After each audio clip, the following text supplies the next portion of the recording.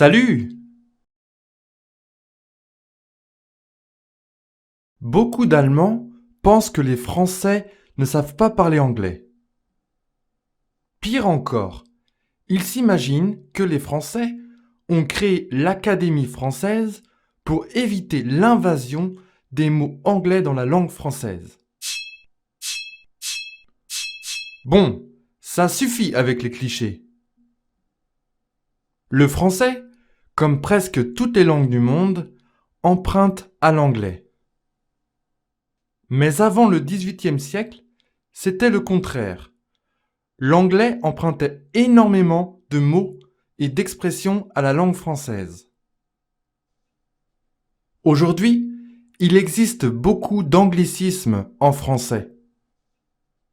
Et c'est ce dont j'aimerais te parler aujourd'hui. La vidéo s'intitule Anglicisme en français, introduction. Mais qu'est-ce que c'est exactement un anglicisme? Un anglicisme est un mot ou une expression que l'on emprunte à l'anglais. Par exemple, le mot le week-end.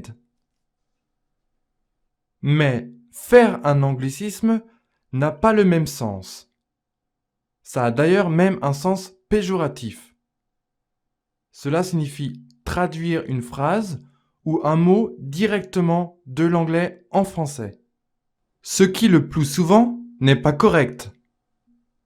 Par exemple, les élèves anglais apprenant le français disent « Je suis 15 ans » au lieu de « J'ai 15 ans ». Dans cette vidéo d'introduction, je vais présenter quelques anglicismes en français des plus courants. Commençons par le parking. Le parking est le lieu où l'on stationne son véhicule. Mais on ne dit pas no parking, mais stationnement interdit. Et on ne dit pas parquer sa voiture, mais garer sa voiture. Garer est aussi un verbe réflexif. On peut dire je me gare. Voici une phrase d'exemple avec l'anglicisme le parking. Je gare ma voiture dans le parking et j'arrive tout de suite. Le shopping est un autre anglicisme. On dit faire du shopping quand on achète des chaussures ou des vêtements par exemple, au contraire de faire les courses qui signifie faire les achats courants. Un exemple, cet après-midi, j'ai fait du shopping avec Marie au centre commercial. Le week-end, un anglicisme que nous avons déjà vu. Le week-end n'a pas tout à fait le même sens que la fin de semaine. La fin de semaine à l'école, par exemple, c'est le vendredi.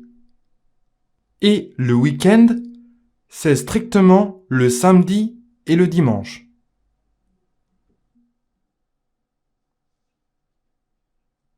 Un exemple. Tu fais quoi ce week-end?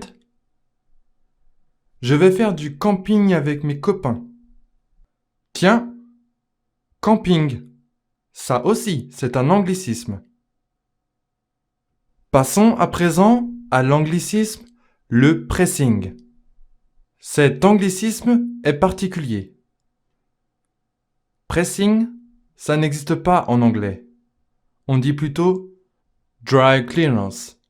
En français, il existe certes un mot, la teinturerie, mais il est très démodé. Il est très vieux. Il n'est plus vraiment utilisé. Dans le domaine du sport, on utilise aussi cet anglicisme. On dit par exemple faire un pressing. Ça signifie en allemand Pressing spielen. Un exemple avec l'anglicisme le pressing. J'apporte ma veste au pressing. Elle est très sale. Un dernier anglicisme pour la vidéo d'aujourd'hui. Le footing. Comme le mot pressing, footing a été inventé par les Français. En anglais, on dirait plutôt jogging. En français, il y a certes le verbe courir, mais il n'est pas très précis. Voici un exemple avec l'anglicisme le footing. Romain, tu veux faire un footing demain matin? Oui, avec plaisir. Résumons maintenant ce que tu as appris sur les anglicismes. Un anglicisme, c'est un mot ou une expression que l'on emprunte à l'anglais. Par exemple, le week-end. Mais un anglicisme peut être aussi un mot ou une expression inventée à connotation anglaise. Par exemple, le footing. C'est donc terminé pour cette vidéo d'introduction. Et si ce sujet t'intéresse, eh bien, regarde les prochaines vidéos. Salut! Ou bien, comme disent certains Français, bye bye!